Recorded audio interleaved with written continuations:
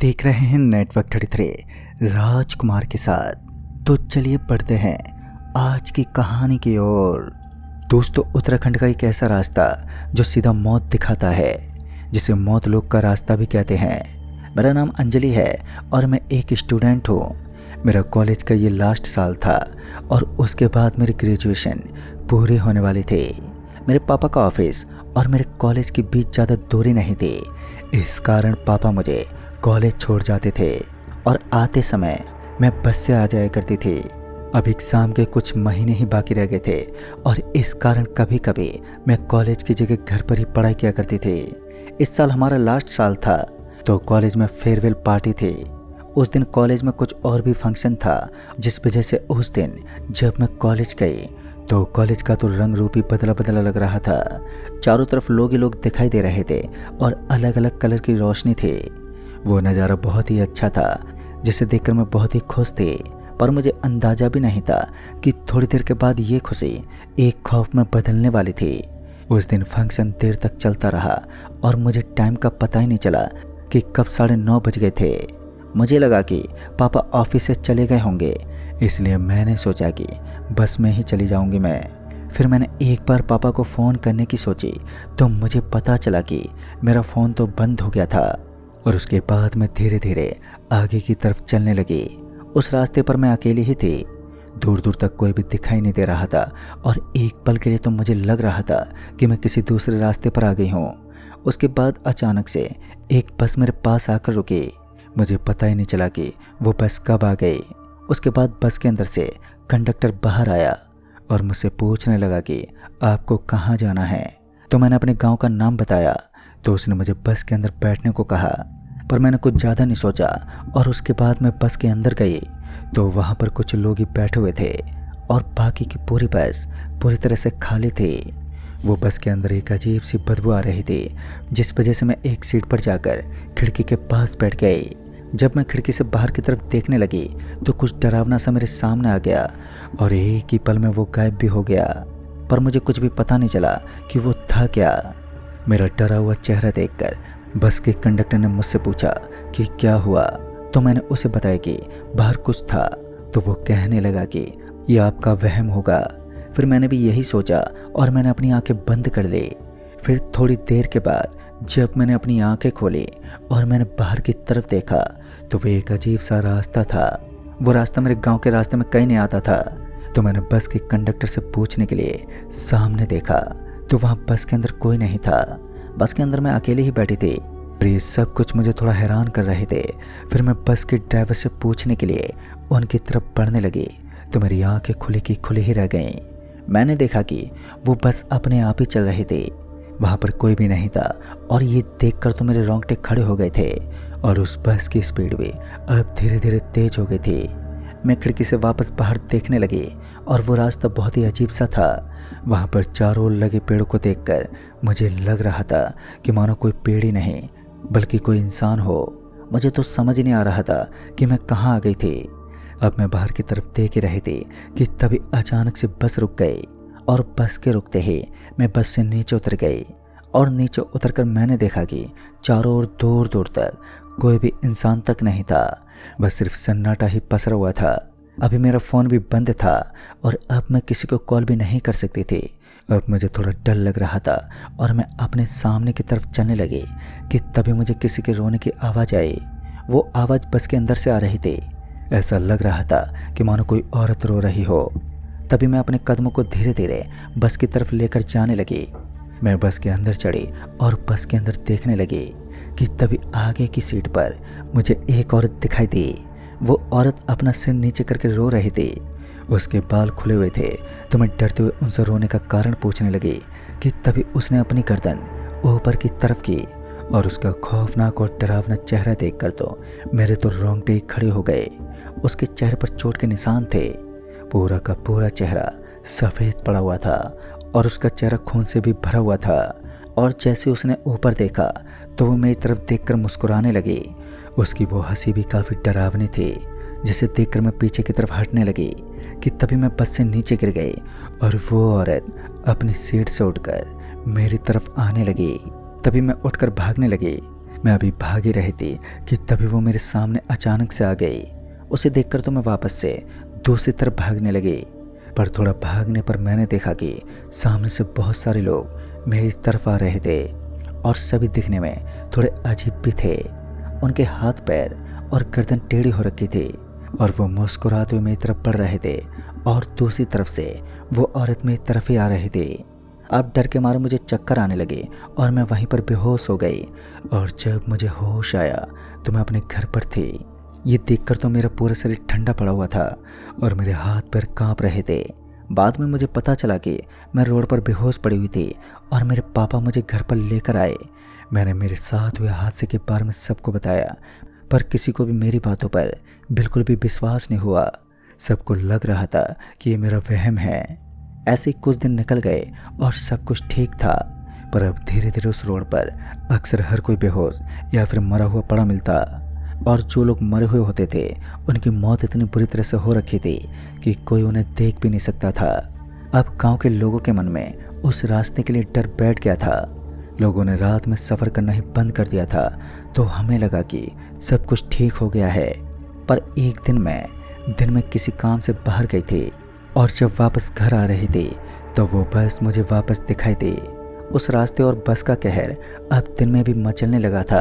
अब जब भी लोग उस रास्ते के आसपास से निकलते थे तो वहाँ से कभी रोने की तो कभी हंसने की आवाज़ें आती थी। अगर कोई रात में बाहर निकल जाता था तो उसका बचना बहुत ही मुश्किल था। उसकी लाश बहुत ही बुरी हालत में सुबह उस रोड पर मिलती थी। हमारे गांव से बाहर जाने का वो एक ही रास्ता था, इसलिए लोगों को वहाँ से जाना ही पड़ता था। ऐसे डर के कारण हमारे गांव के लोगों के दिन बीतते रहे और एक दिन के 12 बज रहे थे तब मैं अपनी बहन को उसके स्कूल से वापस लेकर आ रही थी।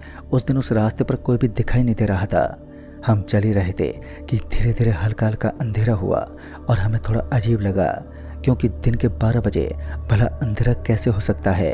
और कुछ ही देर में वो हल्का हल्का अंधेरा बहुत ही गहरा हो गया। हमें ऐसा लगने लगा कि हमारे आसपास के पेड़ हमारी तरफ आ रहे हों। डर के मारे हम दोनों की तो सांसें अटक गई थी और हमारे पैर अपनी जगह से हिल ही नहीं रहे थे। चारों ओर से बहुत जोर जोर से अजीब सी आवाज़ें आने लगी थी, कभी इंसान के रोने की तो कभी हंसने की तो कभी किसी और चीज़ों की। डर के मारे हमारी हालत अब बहुत ही ख़राब हो गई थी। हम भागने की कोशिश कर रहे थे पर हम अपनी जगह से हिल ही नहीं पा रहे थे कि तभी वो औरत मुझे अपने सामने से आती हुई दिखी। वो औरत वही थी जो उस दिन मुझे बस में रोते हुए दिखी थी। आज वो हंसते हुए हमारी तरफ आ रही थी और उसके पीछे बहुत सारे लोग थे। वो सभी हमारे चारों ओर हवा में उड़ने लगे थे।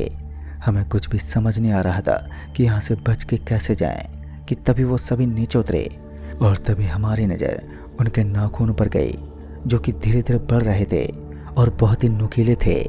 हम अभी भी भागने की कोशिश ही कर रहे थे कि बहुत कोशिश करने के बाद हमारे पैर उस जगह से हिल पाए और हम वहाँ से भागने लगे, पर वो फिर से हमारे सामने आ गए। अब हम दोनों जंगल की तरफ भागने लगे और भागते भागते हमारा पैर किसी चीज़ से टकरा गया और हम नीचे गिर पड़े। जब हमने नीचे देखा तो वहाँ पर मरे हुए लोग पड़े हुए थे और हम उन्हें देख ही रहे थे कि तभी अचानक से वहाँ पर मरे हुए लोग खड़े होने लगे और वो सभी हमारी तरफ बढ़ने लगे। अब हमें हमारी मौत नज़र आ रही थी। ऐसा लग रहा था कि आज यहाँ से बचकर नहीं निकल पाएंगे। अब हम उस रोड के बीच में खड़े थे और वापस से धूप निकल चुकी थी। एक पल के लिए ऐसा लगा कि ये सब हमारा सपना था, पर वो सपना नहीं, हकीकत थी। हम जल्दी से अपने घर की तरफ बढ़ने लगे और उसके बाद बहुत सारे लोगों ने वो गांव छोड़ दिया था। ये बात 14 साल पुरानी है, पर आज भी सब मैं अपने दिमाग से नहीं निकाल पाई हूँ। कहीं ऐसा लगता है कि वो सब कुछ मेरे साथ वापस हो रहा है।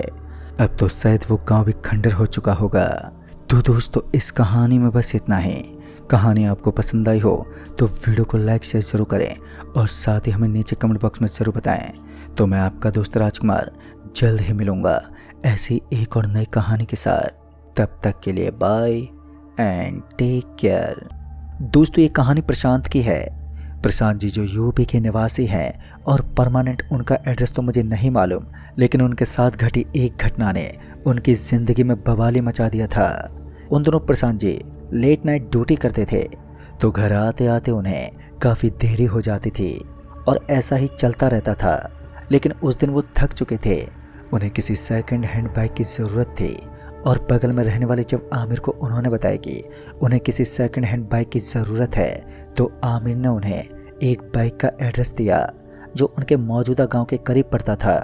काफ़ी दिनों से वो जिस चीज़ के इंतज़ार में थे, आखिर आज थोड़े बहुत पैसे इकट्ठा करने के बाद वो उस बाइक की बोली लगाने के लिए अपने बगल में मौजूद गांव में पहुंचे। दरअसल वो बाइक उसके दोस्त की थी, तो आमिर उनके साथ चला गया और फिर उन्होंने उस बाइक को परचेज भी कर लिया। बाइक की कंडीशन तो बहुत ज़्यादा अच्छी लग रही थी। इतनी अच्छी कंडीशन में होने के बावजूद भी उस बाइक की इतनी कम रकम कैसे हो सकती है, यही बात प्रशांत के दिमाग में घुस नहीं पा रही थी। उनको कुछ अफसोस था। वैसे तो प्रशांत जी अपने काम से लौटते लौटते काफ़ी देर कर देते थे, लेकिन अब उन्हें बाइक ठीक से ड्राइविंग नहीं करना आता था, तो ऐसे में उन्हें काम से जल्दी घर निकलना था। क्योंकि ज़्यादा अंधेरा होने के बाद वैसे भी एक नए ड्राइवर के लिए रात में ड्राइव करना आसान नहीं होता, खासकर बाइक जैसा साधन जो दो पहियों पर निर्भर होता है। तो ऐसे में बाइक कभी भी ज़ोरदार अंधेरे में किसी गाड़ी की हेडलाइट से टकरा जाती है और प्रशांत जी को ऐसा रिस्क बिल्कुल भी पसंद नहीं था।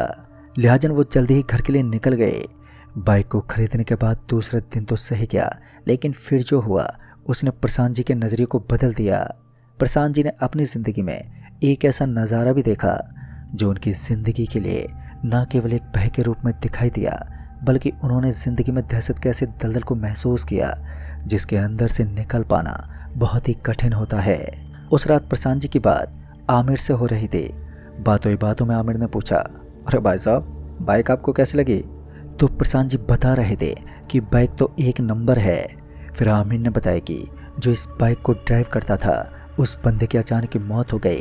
कहते हैं बाइक चलाते वक्त अचानक ये बाइक भी सड़क पर बंद हो गई और कहीं ना कहीं बाइक के अंदर तेल नहीं था और रिवर्स में करने के दौरान उसने अपने हाथ को नीचे झुकाया ही था कि अचानक ही उसका बहुत जोर से एक्सीडेंट हो गया। प्रशांत जी इन बातों को बहुत गौर के साथ सुन ही रहे थे कि तभी फ़ोन से नेटवर्क गायब होने लगा और बाइक अपने आप ही चालू और बंद होने लगी। इस वक्त बाइक की रफ्तार 40 के आसपास थी और इस दौरान बाइक की स्पीड ज़्यादा तो नहीं थी, लेकिन कहीं ना कहीं प्रशांत जी एक नए ड्राइवर थे और इतनी जल्दी बाइक को कंट्रोल कर पाना उनके बस में नहीं था।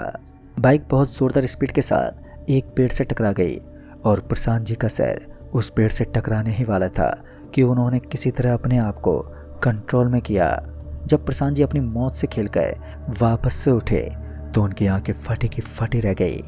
बाइक एकदम सही सलामत थी और उस बाइक को कहीं खरोच तक नहीं आई थी। प्रशांत जी का दिमाग घूम गया था, भला ऐसा कैसे मुमकिन था। फिर एक सेकंड के लिए उनकी आंखें फटी की फटी रह गई। स्ट्रीट लाइट की चकाचौंध रोशनी में वो किसी तरह बाइक को उठाने लगे और बाइक को उठाने के बाद उन्हें एहसास हो रहा था कि इस बाइक में कुछ तो अजीब है और यही एक मेन वजह है कि इस बाइक को इतना सस्ता बेच दिया गया है। उसके बाद प्रशांत जी वापस से बाइक को उठाकर चल पड़े। रास्ता बड़ा ही सुनसान लग रहा था और अगल बगल में झाड़ियाँ नजर आ रही थी। आज उन्हें घर लौटते लौटते बहुत ही टाइम हो गया था। घर से फ़ोन भी आ रहे थे, लेकिन फिर वो हुआ जिसके बारे में उन्होंने कभी सोचा तक नहीं था।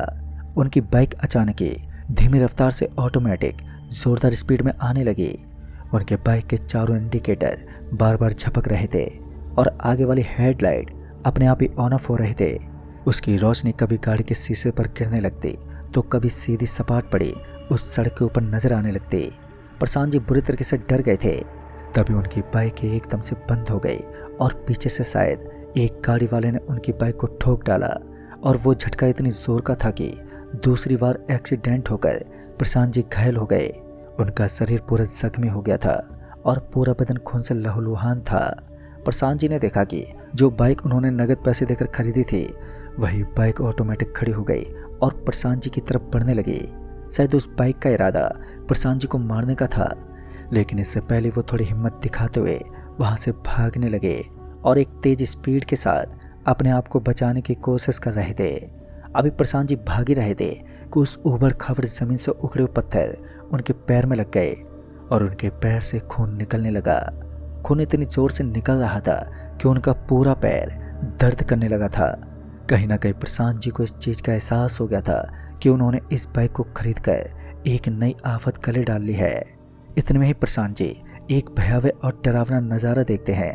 सामने की तरफ उन्होंने देखा कि वो बाइक तो सामने की ओर से आ रही थी। जब वो पीछे पलटे तो वही नज़ारा पीछे भी था। प्रशांत जी का शरीर थोड़ा भारी था, तो वो अपने आप को बचाने की खातिर पास में मौजूद छोटे जंगल की तरफ घुस गए। वो उस जंगल के एक एक कोने को अच्छे से जानते थे, तो ऐसे में उन्होंने उस जंगल के अंदर अपने कदम पटकना ही सही समझा और किसी तरह अपनी जान जोखिम में डालते हुए वो उस जंगल के अंदर दाखिल हुए। उस जंगल के अंदर गांव के लोग मरे हुए जानवरों को डालाते थे, तो उनके सड़े हुए मांस की बदबू आ रही थी और पूरा का पूरा जंगल बदबू से सड़ता जा रहा था। जंगल में और भी काफ़ी सारी आवाज़ें आ रही थी, लेकिन अब उस बाइक की आवाज़ आना बंद हो गया था। कुछ देर तक तो प्रशांत जी वहीं पर मौजूद एक पेड़ के नीचे छुपे रहे ताकि उन्हें कोई देख ना सके, लेकिन उसके बाद उन्होंने थोड़ी हिम्मत दिखाई और फिर से अपने घर जाने के लिए वापस नेशनल हाईवे की तरफ चल पड़े। उन्हें लगा कि उनके ऊपर की बला टल गई है। अपने आप को बचाने की हर कोशिश करते हुए प्रशांत जी उस जंगल से निकले और जंगल से निकलकर किसी तरह नेशनल हाईवे पहुंचे। मगर उन्हें क्या पता था कि सामने की तरफ उनकी मौत उनका इंतजार कर रही है। सड़क पर पहुंचते उनके पैरों तले जमीन खिसक गई हो। उन्होंने देखा कि उनकी बाइक से एक एक्सीडेंट हो गया था और इस बात पर उस बाइक का दर्जा भी प्रशांत जी को मिल चुका था। ऐसे में कहीं ना कहीं प्रशांत जी को ये विश्वास था कि जिस एक्सीडेंट को इस भूतिया बाइक ने जन्म दिया है, उसका सारा का सारा जिम्मा प्रशांत के ऊपर ही चढ़ने वाला है, क्योंकि प्रशांत की वजह से ही ये बाइक यहाँ तक पहुंची थी और अब उस बाइक का सारा भार उसी पर था।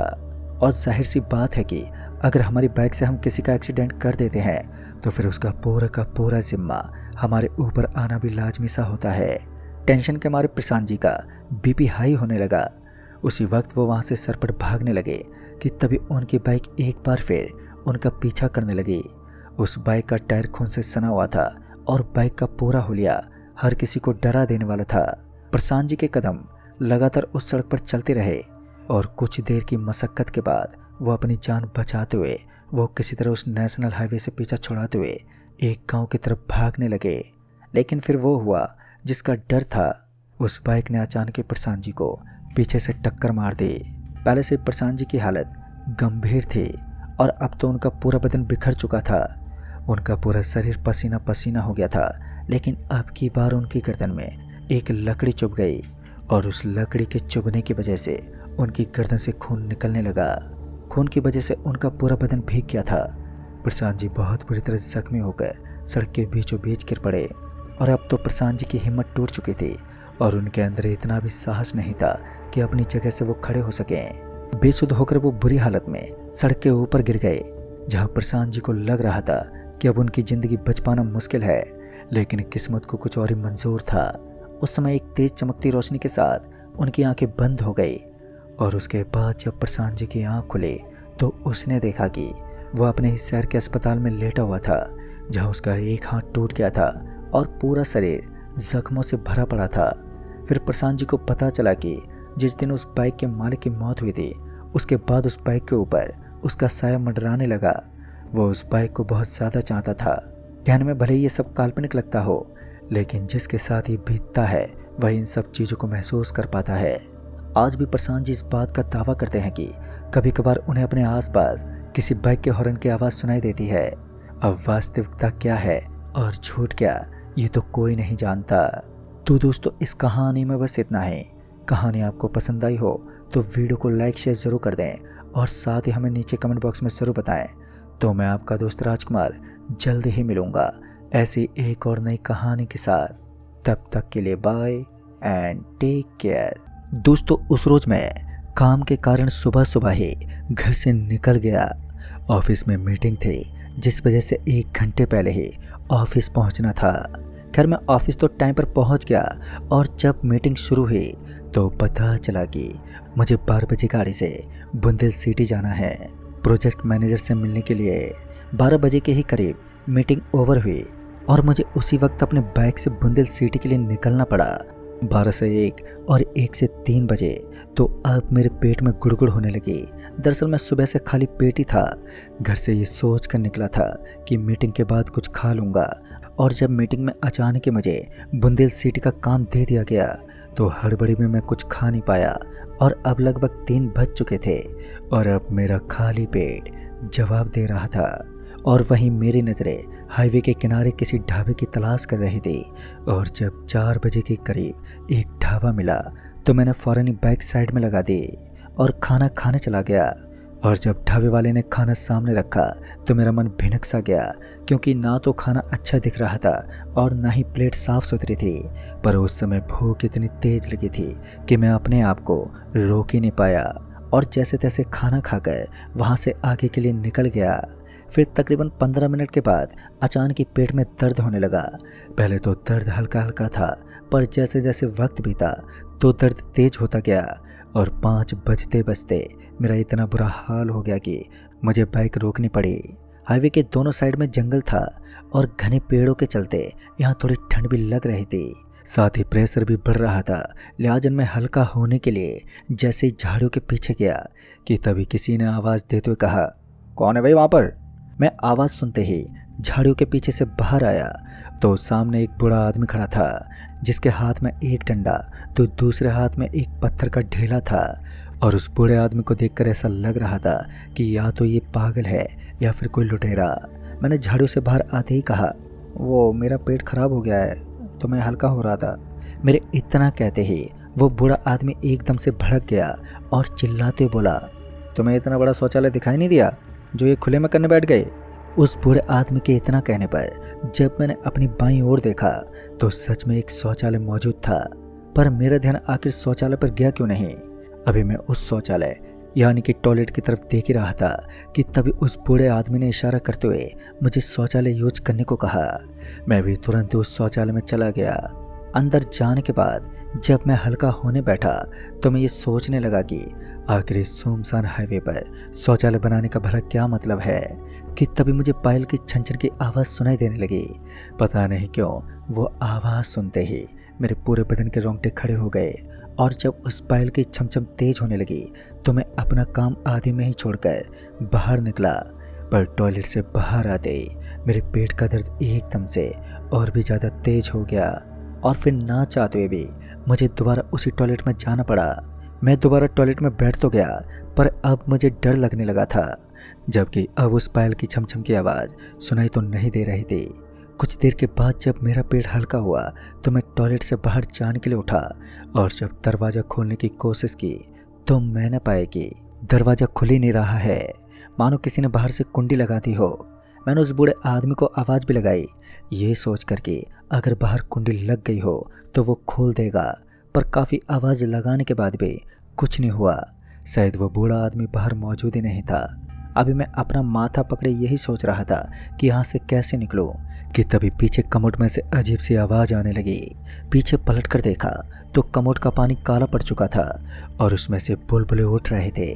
उस समय मैं इतना ज़्यादा घबरा गया कि मैं डर के मारे चीखने चिल्लाने लगा और अपना पूरा जोर लगाते हुए टॉयलेट के दरवाजे को खोलने की जुगत में जुट गया और आखिरकार दरवाज़ा खुला। दरवाजे के खुलते में भागते हुए बाहर निकल आया।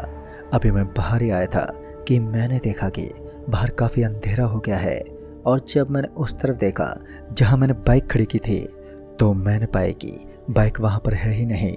बाइक को वहां ना पाकर मेरा दिमाग बौखला गया। मेरा शक सही था कि वो बूढ़ा आदमी चोरी था। पहले तो उसने झांसा देकर टॉयलेट में भेज दिया और फिर पीछे से मेरी बाइक पार कर दी। पता नहीं मेरे साथ ही ऐसा क्यों होता है। खैर अभी मैंने कैसे भी इस जंगल वाले हाईवे से बाहर निकलना ही था, क्योंकि जंगल की खामोशी मुझे खाने को दौड़ रही थी। लिहाजा मैं आगे बढ़ने लगा और उधर सूरज की रोशनी भी अब तक आसमान छोड़ चुकी थी, पर अभी रास्ता ठीक ठाक दिखाई दे रहा था। मैं अभी आगे बढ़ ही रहा था कि एक बार फिर वो पायल की छमछम की आवाज़ आने लगी, जो कि ठीक मेरे पीछे से आ रही थी, मानो वो मेरे पीछे पीछे चल रही हो। उस वक्त मैं इतना ज़्यादा डरा हुआ था कि मैं पीछे पलटकर भी नहीं देखना चाहता था।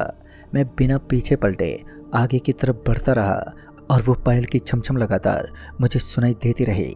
मैं उस पायल की छमछम से पीछा छुड़ाने के लिए कई बार पूरी जान से दौड़ा, पर जब तक मैं दौड़ता रहता तब तक वो पायल की आवाज़ सुनाई नहीं देती और जैसे मैं धीमे पड़ता तो वो आवाज़ फिर से आने लगती।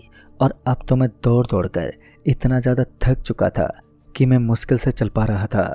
अब मेरी हिम्मत भी लगभग टूट ही चुकी थी कि तभी पीछे से किसी बाइक की गड़गड़ाने की आवाज़ सुनाई दी। बाइक की आवाज़ सुनकर मुझ में थोड़ी जान आई। अब बस किसी तरह मुझे बाइक वाले को रोकना था। तभी मैं बाइक रुकवाने के लिए हाईवे के बीचों बीच चलने लगा और जैसे बाइक की हेडलाइट की रोशनी मेरे ऊपर पड़ी तो मैं एकदम से चीखते हुए पीछे पलटा।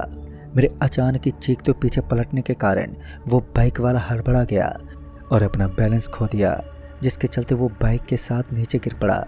फिर जब मैं उसके पास पहुंचा और उससे माफ़ी मांगते हुए बोला, भाई माफ़ करना, मुझे अंदाज़ा नहीं था कि आप इतना ज़्यादा डर जाओगे। मुझे तो सिर्फ आगे किसी बस स्टॉप तक छोड़ दो। इस पर वो आदमी बिना कोई जवाब दिए अपनी बाइक की तरफ बढ़ा और अपनी बाइक उठाते हुए मुझे बाइक पर बैठने का इशारा किया। मैं भी फ़ौरन बैठ गया। बाइक पर बैठने के बाद जब बाइक वहाँ से चली तो मुझे एहसास हुआ कि अब वो पायल की छमछम की आवाज़ मुझे सुनाई नहीं दे रही थी। मैं मन ही मन भगवान को इस आफत से बाहर निकालने के लिए धन्यवाद ही दे रहा था कि तभी मेरा ध्यान बाइक पर गया तो मुझे मालूम चला कि ये तो मेरी ही बाइक है। और इससे पहले मैं उस आदमी को कुछ कहता कि फिर मेरा ध्यान उसके पैरों पर गया जिसमें पायल बंधी थी। मतलब कि ये आदमी नहीं, कोई औरत थी जो मेरी बाइक चला रही थी। मैं अभी उसके पैरों में बंधे वो भारी भरकम पायल ही देख रहा था कि तभी उसने अपने सिर से हेलमेट उतारते हुए कहा, क्या देख रहा है? उसके हेलमेट उतारते ही मेरी चीख निकल गई। दरअसल उसका सिर मेरी तरफ घुमा हुआ था। उसकी बड़ी बड़ी लाल आंखें देखते ही मैं बाइक से सिर के बल नीचे गिर पड़ा, जिस वजह से कुछ देर के लिए मेरी आंखों के सामने अंधेरा छा गया। पर फिर से मुझे उस पायल की छमछम की आवाज़ सुनाई देने लगी, पर इस बार वो आवाज़ मेरे पीछे से नहीं बल्कि मेरे सामने से आ रही थी। और फिर जब मुझे धुंधला धुंधला दिखाई देने लगा तो मैंने देखा कि वही उल्टे सिर वाली औरत जो मेरी बाइक चला रही थी सामने से मेरी तरफ बढ़े चले आ रही थी। मतलब यही थी जो मेरे पीछे शुरू से पड़ी थी। पर अब तो मेरे में जरा सी भी जान नहीं बची थी। मैं अपनी जगह से हिल तलक नहीं पा रहा था। मतलब कि अब सब कुछ ऊपर वाले के हाथ में था। अभी वो औरत जो कि एक चुड़ैल थी मेरे करीब ही आ रही थी कि तभी मेरे पीछे से किसी ने उसे पत्थर फेंक कर मारा। पत्थर के लगते ही वो चुड़ैल थोड़ा पीछे को हट गए। तभी मुझे लाठी की घसीटने की आवाज़ आई जो कि मेरे पीछे से आ रही थी। और जब मैंने पीछे पलट कर देखा तो वही बूढ़ा आदमी मुझे आता हुआ दिखाई दिया जिसने मुझे खुले में हल्का होने से रोकते हुए उस भूतिया टॉयलेट में भेजा था। अभी उस बूढ़े आदमी के आते ही वो चुड़ैल वहीं दूरी रुक गई और वो चुड़ैल मुझे अपने साथ तो ले जाना चाहती थी पर उस बूढ़े आदमी से डर रही थी, जिस वजह से उस बूढ़े आदमी पर वो खिसिया रही थी। तभी उस बूढ़े आदमी ने मुझे सहारा देते उठाया और बोला, अभी तुम्हें जो कुछ भी दिखाई दे रहा है उस पर विश्वास मत करना। तुम चुपचाप बिना कुछ बोले मेरे साथ साथ चलते रहो, नहीं तो ये रात तुम्हारी आखिरी रात होगी। फिर मैं उनकी बात मानते हुए उनके साथ साथ चलने लगा। अभी कुछ कदम ही आगे बढ़े थे कि तभी पीछे से आवाज़ आई, बेटा कुमुद, मुझे अकेला छोड़कर कहाँ जा रहा है? ये आवाज़ सुनते ही मेरे पाँव एकदम से जम गए क्योंकि आवाज़ किसी और की नहीं बल्कि मेरी माँ की थी। मैं पीछे पलटने ही वाला था कि तभी उस बूढ़े आदमी ने कहा, पीछे मत देखना, जिसके चलते मैं पीछे नहीं पलटा और आगे बढ़ता रहा। पर मेरी माँ की आवाज़ मुझे पुकारती ही रही। उस वक्त अपने इमोशन को कंट्रोल करना बहुत ही मुश्किल हो रहा था। मेरा दिल रोने को आ गया था, गला सूखने लगा था। पर वो बूढ़ा आदमी मुझे लगातार आगाह कर रहा था कि ये तुम्हारी माँ नहीं बल्कि कुछ और ही है, तुम बस चलते रहो। पर जब मेरी माँ की आवाज़ एक चीख के साथ बंद हुई तो मुझसे रहा नहीं गया और जब मैं पीछे पलटा तो पीछे कोई नहीं था, ना वो चुड़ैल और ना ही मेरी माँ। और जब मैं फिर से सामने पलटा तो अब वो बूढ़ा आदमी भी वहाँ से गायब हो चुका था। उस बूढ़े आदमी को वहाँ ना पाकर मैं एक बार फिर मुसीबत में पड़ गया क्योंकि अभी तक मेरी सांसें चल रही थी तो उस चुड़ैल ने मेरा कब का काम तमाम कर दिया होता। और अब जब वो बूढ़ा आदमी यानी कि मेरा एकमात्र सहारा ही नहीं था तो ऐसे में मेरा मरना भी तय ही था। अभी मेरे मन में यही सब चल रहा था कि तभी मुझे ट्रेन की हॉर्न सुनाई पड़ी। ट्रेन की हॉर्न के सुनते ही मैं उस ओर भागा जिस ओर से ट्रेन के हॉर्न की आवाज़ आ रही थी। हाईवे से उतरकर जब मैं उस तरफ गया तो मैंने देखा कि हाईवे से कुछ दूर एक रेलवे ट्रैक जा रही है तो मैं तुरंत उस ट्रैक के साथ साथ दौड़ने लगा। अभी मैं कुछ दूर आया ही था कि तभी पीछे से किसी ने मेरी गर्दन पकड़ ली और वहीं रेलवे ट्रैक पर उठाकर नीचे पटक दिया। हालांकि अभी मैं होश में था पर मेरा पूरा शरीर बेजान पड़ चुका था और सब कुछ धुंधला धुंधला सा मुझे दिखाई दे रहा था। कि तभी मुझे लगने लगा कि कोई मुझे पीछे की तरफ घसीटे जा रहा है। रेलवे ट्रैक पर बिछी बजरियां मेरे शरीर को छीलते जा रही थी, पर दर्द का एहसास ही नहीं हो रहा था। बस मुझे सिर्फ अपनी मौत दिखाई दे रही थी। मेरा खेल खत्म हो चुका था कि तभी कुछ लोगों के कदमों की आहट मुझे सुनाई पड़ी, और जब मैंने अपनी गर्दन घुमाकर उस ओर देखा तो बहुत सारे लोग लाठियां लिए हुए मेरी तरफ आते दिखे। तभी मुझे एहसास हुआ कि मुझे अब घसीटा नहीं जा रहा। फिर कुछ देर में वो सारे लोग मुझे उस रेलवे ट्रैक से उठाकर ले गए और इसी बीच में बेहोश भी हो गया था।